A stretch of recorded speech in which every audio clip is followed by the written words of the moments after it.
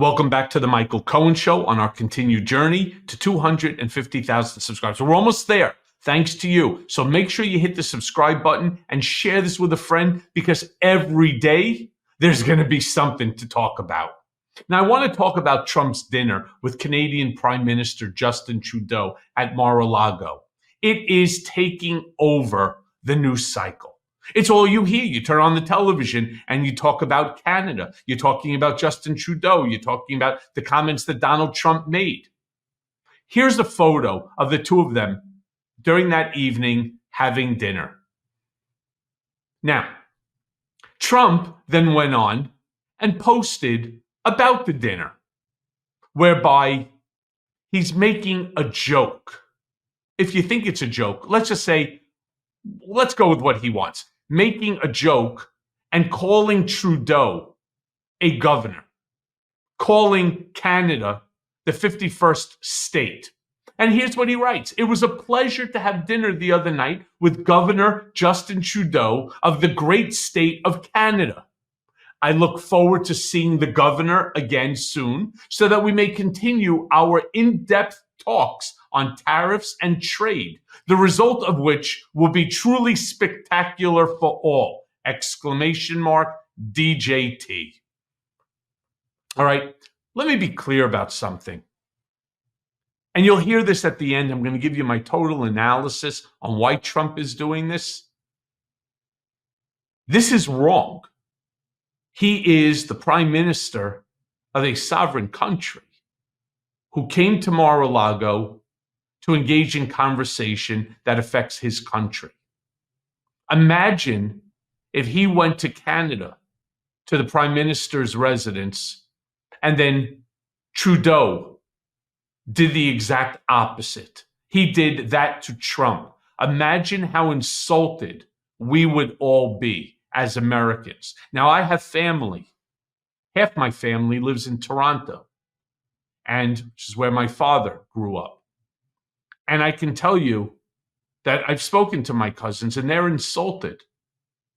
And they turned around and they said to me, you think that Trump may actually be thinking about taking Canada? Like the way Putin is intending on taking Ukraine and then possibly Poland? Or the same way that, for example, Israel is fighting in the Gaza, possibly to take Gaza Strip, to take Palestine, go back to old borders, or the conversations we constantly hear from Chinese President Xi Jinping in terms of retaking Taiwan. I don't know. I've been talking about it for a long time, but I was talking about it in sort of a dystopian way. It's right now at the doorstep. And I want to show you, for example, Fox News had some really interesting comments on that dinner. Here's what Jesse Waters, he's such a freaking clown. Here's what Jesse Waters said about the dinner and the joke that Trump made. Play the clip. Western is Republican, Eastern is the libs, fine. Split it down the middle. He would go down in history as the most expansionist president of all time, over Polk, over Jefferson. We're talking about more than the Louisiana Purchase, doubling the size of the United States. Now, I talked about all the economic benefits last time, but I have two new benefits I'd like to share with the audience. One, we think we have a housing crisis now. People can't find homes. The rent's too damn high. Go to Canada. You get 1,000 acres for $50. You can hunt, you can fish, you can swim, you can hike, build yourself a log cabin. Problem solved. Next thing. You know how global warming is getting worse, Jessica? I've even noticed it myself. It can become really nice and temperate in Canada. That's what we need. That's we what might we just gotta all move. move We need to north own it so we can move there. That's right. Just enjoy the weather. Jessica, it's a hard-hitting question. What an asshole. There's no other way to describe Jesse Waters. Arrogant asshole. First and foremost, let me be very clear. You can go upstate New York. You go up to the Monticello area, the South Fallsburg area, and you could go buy 1,000 acres up there for, as Jesse says, $50.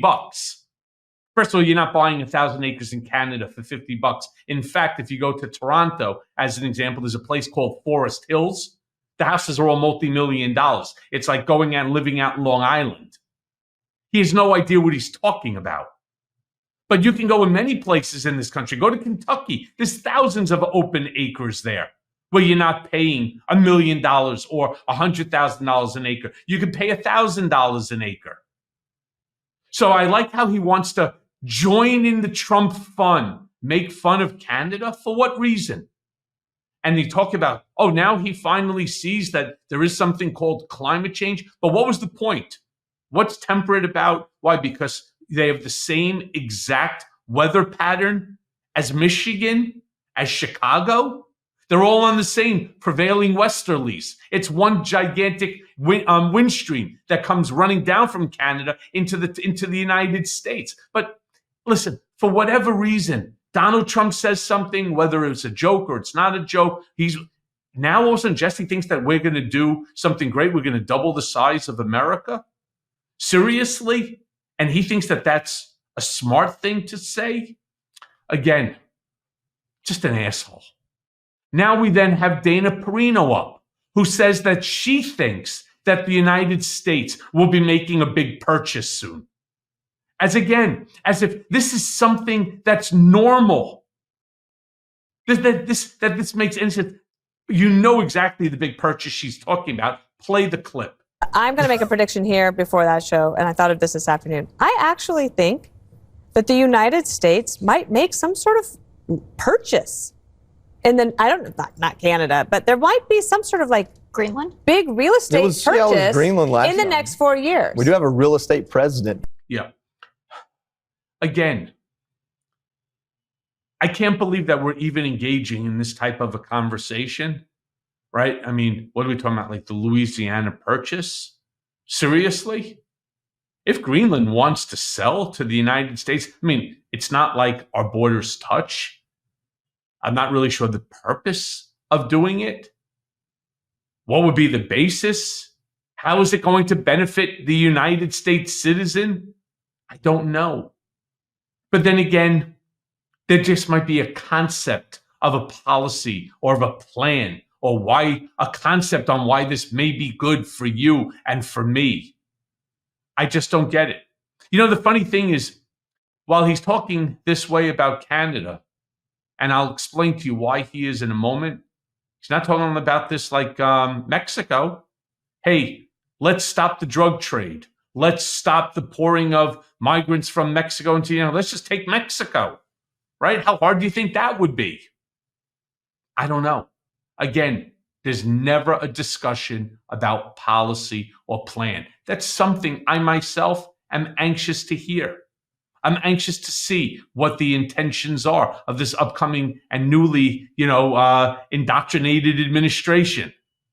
So lastly, I want to show you a clip of Jessica Tarlov, who was sitting there and smiling. And so, because there's nothing else she can do, she's completely outnumbered by dopes like Jesse Waters and others. And what are they speaking about? She's speaking about more realistic scenarios. She's the one person that brings some centrist ideology into that conversation. So play that clip. Jessica, it's a hard-hitting question. Trump's way of posturing is, I'm going to hit you with tariffs. I guess Trudeau's way is to wear silly socks and just be a real nice guy. How's it working out? I mean, not that well. He's really unpopular, and I think that Trump is seizing upon that, wants to infantilize him. He gave, was it Macron that he did the weird handshake with in France? I mean, he's fire hydranting all over the world. And I don't think it's a cute look. Also, tariffs are really bad. Consumers will pay the price. We'll see how it goes. Yeah. Again, it's got to be very hard. I give Jessica Tarlov a tremendous amount of credit, having to sit there at a table listening to the stupidity. They're trying to make fun of her and so making fun of Democrats and so on, that we have a different ideology. We believe in a woman's right to choose, a woman's decision-making process over her own uterus. We believe in civil rights and other things. We don't believe in invading a sovereign nation, taking them over, or making fun of prime ministers and so on. We believe in international diplomacy as best as you can possibly have. But I want to explain the big mistake that Trudeau made. And nobody, none of these people that you see, whether it's on Fox or MSNBC or CNN or any of them, none of them know Donald like I do. I was by his side for almost a decade and a half. The biggest mistake that Trudeau made was bending the knee to Donald Trump. It's a fact. The moment that he made the decision to go to Mar-a-Lago, to bend the knee, thinking that he's smarter than Trump. This is what goes on. They all think that Trump's an idiot. And that by paying homage to him, that they will now be in a position to negotiate, for example, tariffs and trade.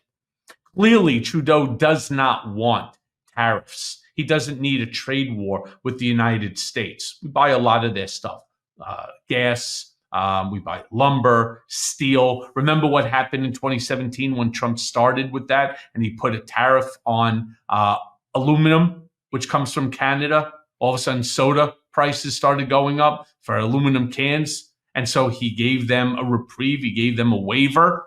And then he started doing that all over the place. All the tariffs that he basically imposed, they were giving waivers. So it was basically nullified. But the second that Trudeau made that journey and he bent the knee, Donald Trump knew that he owned him. He had him.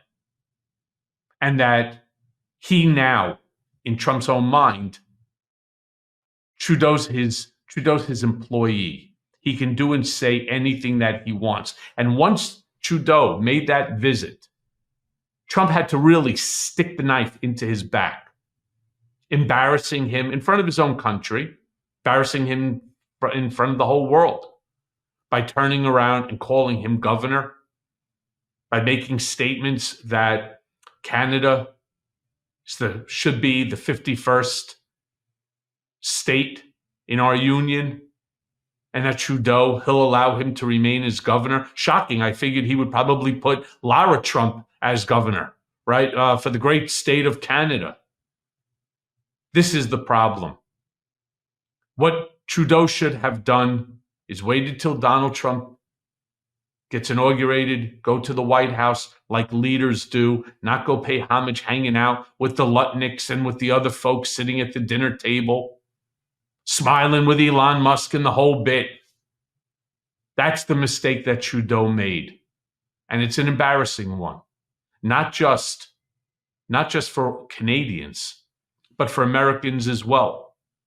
As we watch the man who's going to be the 47th president completely obliterate the prime minister for no reason at all, but simply out of fun, simply to basically show him that I'm bigger than you and I'm better than you and I'm stronger than you and I can do and say whatever I want. Doesn't sound like proper diplomacy to me. Once again, we'll have to wait to see what happens. And as always, thanks for listening. Hey, everyone. First of all, thanks for watching. I mean, we're going to be posting daily episodes with reactions and talking about politics. We'll be talking about everything, in fact. So please like and subscribe. Join us on this journey.